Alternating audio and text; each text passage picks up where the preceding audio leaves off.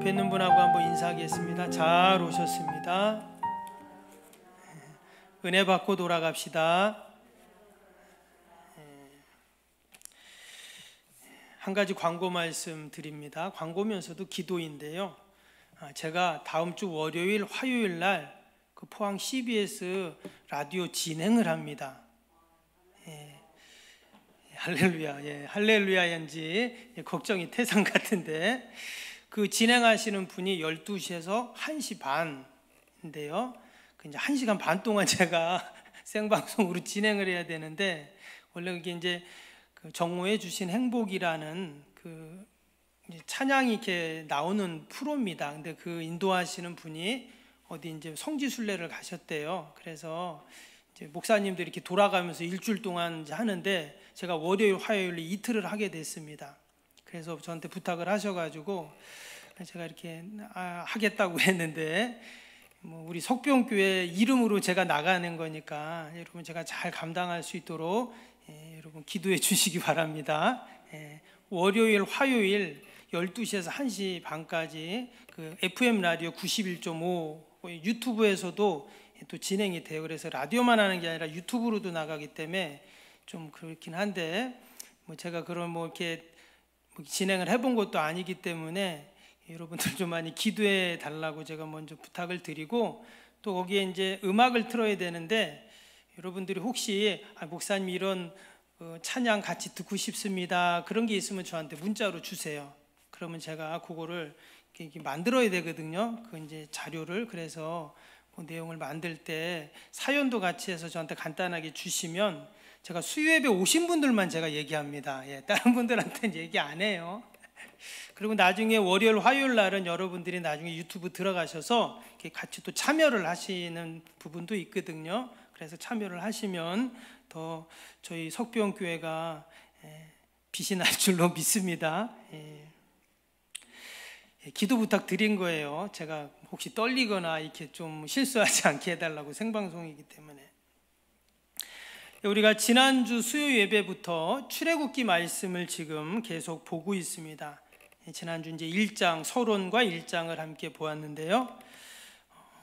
우리가 왜 출애굽기를 읽어야 되는지, 그리고 또 출애굽기를 함께 읽을 때 어떤 유익이 있는지, 이런 말씀들을 같이 나눴습니다.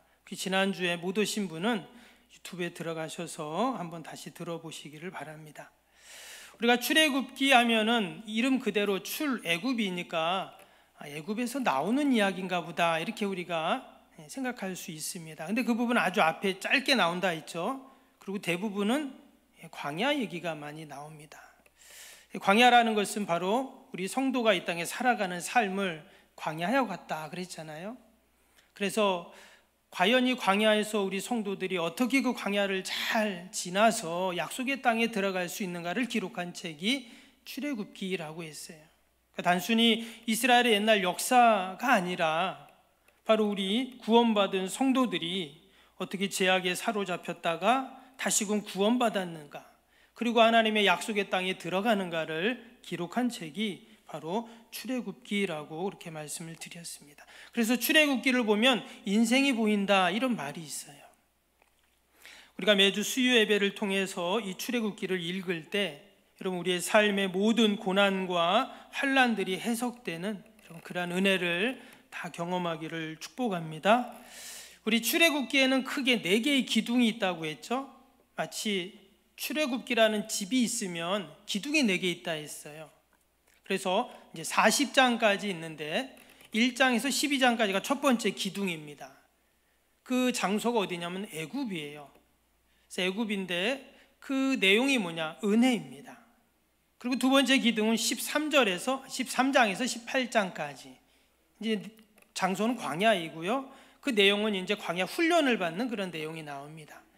그리고 이제 19장에서부터는 19장이 아주 중요한 내용이 나오죠. 우리가 잘 아는 십계명이 나오잖아요. 그래서 이제 24장까지는 그 장소가 시내산입니다. 그래서 하나님 말씀이 이제 중심이고요. 그리고 뒷부분에는 이제 성막 건축이 나옵니다. 그래서 그것은 예배와 관련된 말씀이다. 지난주에 함께 나누었던 그런 말씀들입니다. 그 말씀을 또 나눴죠. 왜 목사님 처음부터 하면 창세기부터 하지 왜 출애굽기부터 합니까? 그 얘기를 나눴는데, 원래 성경에 처음 우리가 함께 볼 때 가장 유익한 책이 출애굽기라고 했어요. 창세기에는 모든 것의 시작 또 근원이 이렇게 나오죠. 근데 출애굽기에는 우리 믿음의 성도들이 이 땅에 살아가면서 어떻게 구원받았는지, 그래도 구원받은 성도들의 믿음의 여정이 어떤 것인지를 잘 기록한 책이 바로 이 출애굽기이기 때문에 우리의 믿음과 신앙 성장에 너무나 유익한 책이 여러분 출애굽기입니다.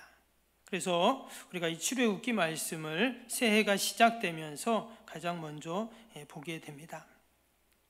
지난주 우리 1장을 같이 보았는데요. 1장 생각이 나시는가 모르겠는데, 1장은 그 창세기 마지막 장에 보면 야곱의 가족들이 전부 애굽으로 이주를 하죠.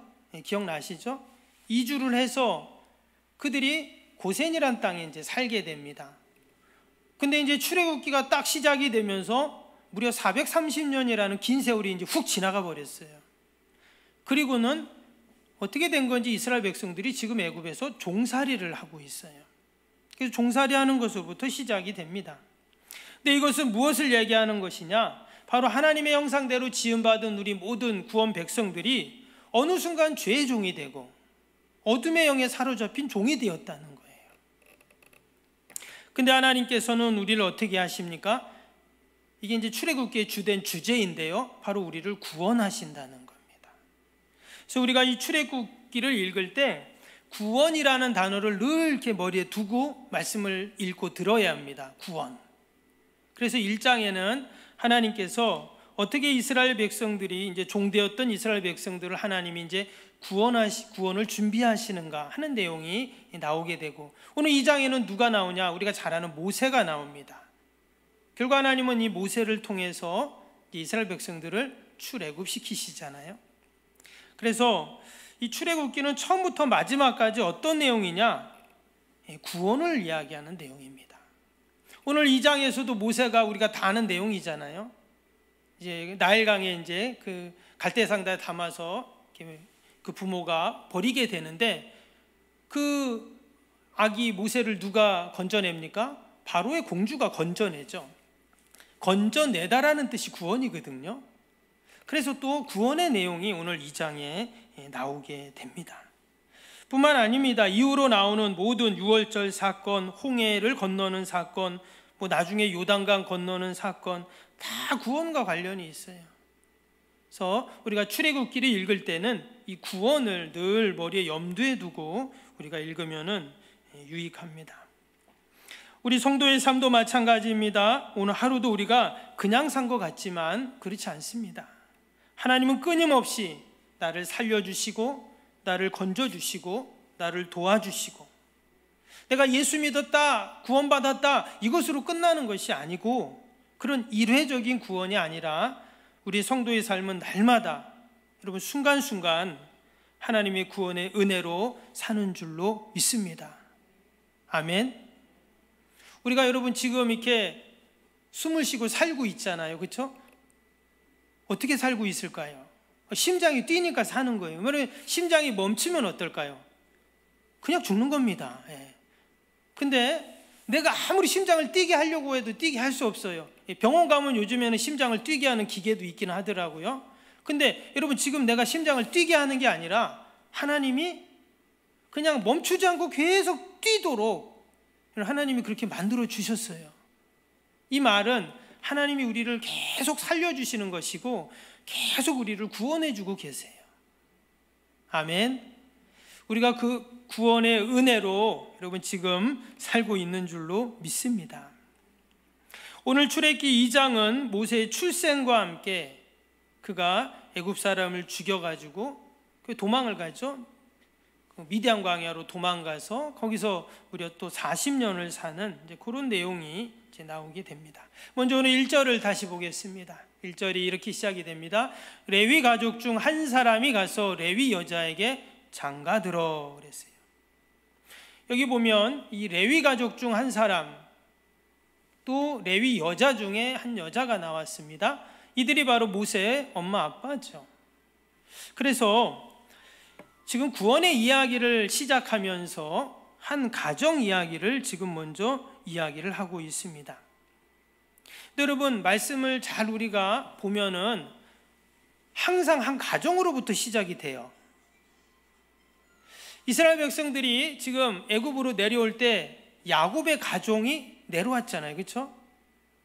그리고 이스라엘이라는 한 나라가 생길 때 아브라함이라는 한 가정에서부터 시작이 됩니다.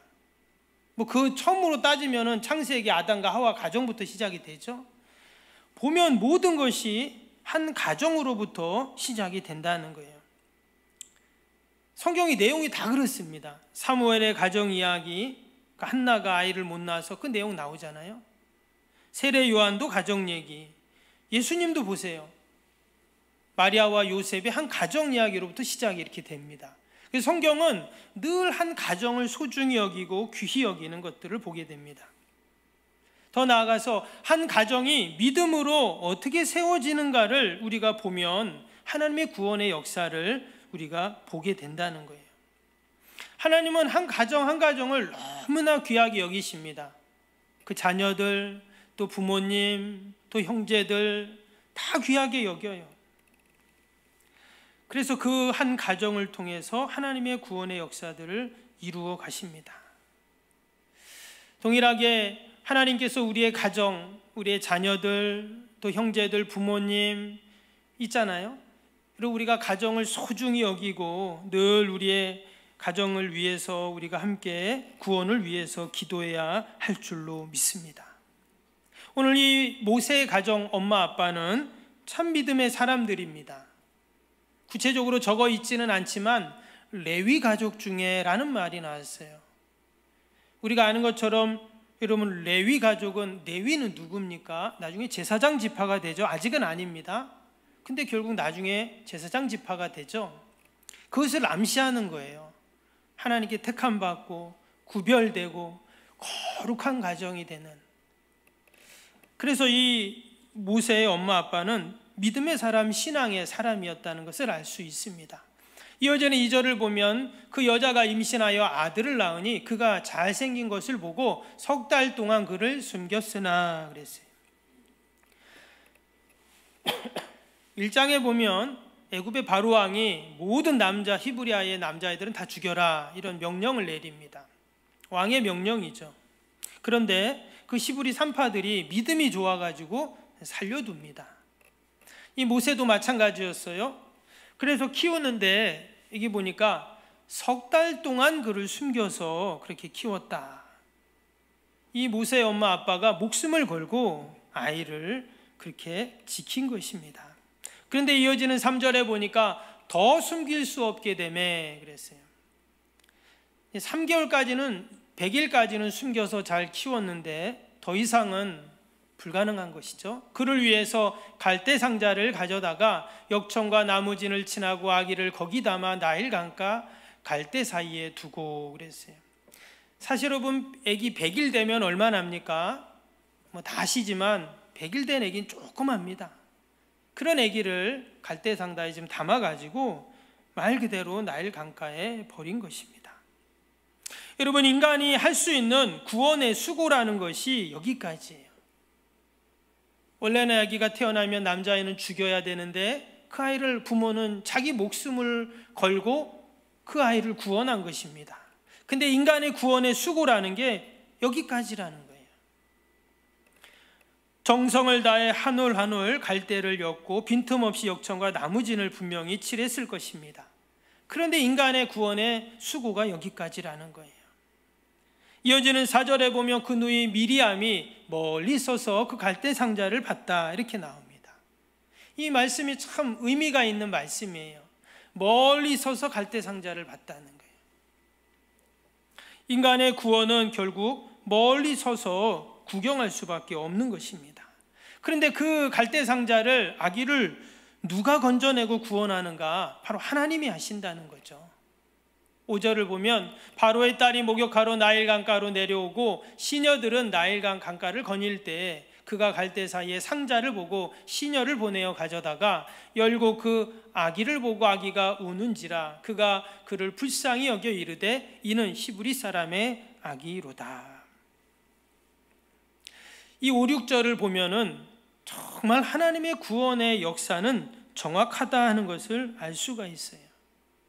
당시 애굽 사람들은 나일강을 신성시 여겼습니다. 그래서 이 나일강이 자신들에게 풍요와 또 다산과 장수의 복을 준다 이렇게 여겼어요. 근데 이 바로의 딸이 자녀가 없었습니다. 그래서 자녀를 얻으려는 염원으로 그 나일강에 가서 목욕을 하는 거예요. 그러면 자녀가 생긴다는 그러한 이야기를 그는 믿고 있었던 것이죠.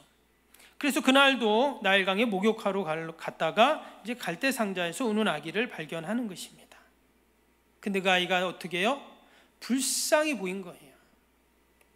그리고는 뒤에 보면 그 아이를 자기의 양자로 삼는 내용이 나옵니다. 그리고 숨어있던 그 누이 미리암이 그 공주에게 가서 히브리 여인 중에 젖먹이는 유모를 내가 데려다가 아이에게 젖먹일까요? 물어봤을 때 그 바로의 딸이 그렇게 하라고 그러잖아요. 그래서 아기를 그 유모의 품에, 그 모세의 어머니 품에 그렇게 다시 안기게 되죠. 여러분, 참으로 하나님의 구원의 역사는 놀랍습니다. 우리가 그냥 말씀을 읽었고 모세네 집 이야기니까 그런가 보다 사실 우리가 읽지만, 여러분, 모세 부모님의 입장에서는 어떨까요? 아마도 숨도 못 쉴 정도로 조마조마했을 것입니다. 그런데 하나님은 이처럼 늘 하나님의 택한 백성들을 구원하시고, 아멘, 하나님께서 돌보시고 여러분 지키시는 줄로 믿습니다. 인간의 입장에서는 도무지 불가능해 보이는 것도 하나님의 구원의 시계 속에서는 정확하게 1분 1초도 틀리지 않고 그렇게 진행되고 있다라는 거예요. 사람은 난리를 치고 어떻게 할지 몰라가지고 그냥 하지만, 하나님께서는 하나님의 구원의 역사대로 그 시간대로 하나하나 차근차근 진행해 가고 계신다는 거예요. 지금 이 모세가 구원받는 모습을 보면 그렇습니다. 우리는 이 모세의 부모님을 생각하면서 어떻게 아기를, 100일 된 아기를 강에다 버릴 수 있을까, 이런 생각을 우리는 해봅니다. 여러분, 만약에 내가 모세의 엄마였다면, 아빠였다면, 우리 집 애를 나라의 법령이 태어난 아기는 남자는 다 죽이라고 했는데 그 아기를 내가 숨겼다가 한 100일 되니까, 여러분 혹시 버릴 분 계세요? 한번 어떠세요? 난 그래도 버리고 내가 살아야 되겠다, 이런 분 계세요? 아마 그런 분 없을 겁니다. 3개월 동안 숨겼다는 게 벌써 목숨 건 거죠. 그런데 희한하게 이 바로 모세의 어머니 아버지는 100일 된 아기를 나일 강가에 버렸다는 거예요. 과연 왜 그랬을까? 근데 우리가 이 말씀을 잘 묵상해 보면은요, 사실 버렸다는 표현보다는 하나님께 맡긴 것이죠. 하나님께 맡긴 겁니다. 내가 키워보니까 3개월 동안, 100일 동안은 내가 목숨을 걸고 아기를 숨기고 키우고 돌봤는데, 이렇게 내가 다시 100일, 또 다시 100일, 1년, 2년, 3년 키울 자신이 없었던 거예요. 그래서 어떻게 해요? 그는 하나님께 맡긴 것입니다. 근데요, 하나님께 아기를 맡기는 그 순간, 그 장소, 그 시간에 하나님은 바로의 딸을 보내셔서 모세를 구원하셨습니다. 즉, 하나님께서는 우리가 포기하고 하나님께 맡길 때 그 시간, 그 장소가 바로 하나님의 구원의 역사가 시작되는 장소이고 시간이다라는 거예요. 지금 이 바로의 공주는 엑스트라에 불과합니다. 이후로 보면 이 바로의 공주는 성경에 언급도 없어요. 무려 40년 동안 모세를 돌봐주고 키우고 했지만 성경에는 이름도 없습니다. 이 다음부터는 언급도 없어요. 그런데 단지 3개월 키우고 그렇게 버렸던 이 모세의 엄마 아빠는 계속 성경에 그 이름이 나옵니다. 아버지는 아므람이고요, 어머니는 요게벳이에요. 계속 그 이스라엘 족보에 그들의 이름이 나옵니다. 모세의 부모님으로. 아니 3개월 키우고 버린 부모의 이름이 뭐가 그렇게 자랑스럽다고 성경은 기록을 할까요? 이것은 버린 게 아니라 이제 하나님께 믿음으로 맡겼다는 것을 이야기하는 거죠. 나중에 족보에 대한 이야기도 잠깐 나누겠지만, 여러분 족보라는 것은 그냥 이름을 적어 놓은 책 같지만 하나님의 구원의 역사를 기록한 책입니다. 하나님께서 한 사람 한 사람 가운데 어떻게 구원의 역사를 이루셨는가. 창세기에 보면 또 다른 족보도 나오잖아요. 가인과 아벨의 족보를 본다면 가인의 족보들도 나와요. 근데 그 족보는 어떤 족보일까요? 하나님의 심판의 족보이거든요. 근데 또 하나의 족보는 구원의 족보가 나오죠. 그들의 이름을 잊지 않고 하나님은 계속 기록을 하십니다. 왜? 그들의 믿음과 그들의 신앙을 기억을 하시는 것이죠. 여러분 교회 요람을 볼 때 어떤 생각을 하세요? 저는 요람 볼 때마다 그런 마음이 늘 드는데, 여러분 교회 요람 볼 때마다 하나님의 생명책에 우리의 사진과 분명히 이름이 석자가 적혀 있을 텐데, 저는 늘 요람 보면 그 생각이 들어요. 요람에 내 사진이 있고 내 이름이 있는데, 여러분 만약에 하나님의 생명책에 내 사진하고 이름 없으면 어떻게 할까요? 그런 일은 없겠죠. 근데 만약에 그렇다면 큰일 나겠죠. 마치 하나님께서 이 요게벳과 아므람, 그 모세의 부모님의 이름을 늘 기록을 하고 계시다는 거예요. 잊지 않고 있다는 거예요. 왜? 그들이 믿음의 사람들이기 때문이에요. 자신들의 구원의 수고를 다 포기하고 이제 하나님께 하기를 다 맡긴 거예요. 여러분 우리의 사랑하는 자녀들을 우리 부모가 하나님이 맡겨주셨기 때문에 우리가 잘 키워야 되죠. 기도도 해야 되죠. 또 늘 관심을 갖고 돌봐야 하는 것이 맞습니다. 그러나 내가 할 수 있는 것은 한계가 있습니다. 결국 우리는 다 하나님께 우리의 자녀들을 여러분 맡기고 올려드리시기를 축복합니다. 11절부터는요 모세가 이제 장성을 합니다. 나이가 40이 되는데 어른이죠. 근데 우리가 아는 것처럼 자기 히브리 민족이 고된 노동을 하는 것들을 보다가 애굽 사람을 죽이게 됩니다. 그로 인해서 그 이야기가 바로에게 들어가고 두려움 가운데 도망을 가죠. 미디안 광야로 도망을 갑니다. 한마디로 자신의 혈기로 인간적인 방법으로 구원을 이루려고 했던 것이죠. 여러분 구원은 믿음으로 이루는 것이지 내 힘으로 능력으로 구원을 이루는 것이 아니에요. 결국 인간의 힘으로 구원을 이루어내려고 하니 결국 도망자가 되어버립니다. 그리고는 40년 동안 그 광야에서 미디안 광야에서 살면서 그는 서서히 잊혀지는 그런 존재가 됩니다.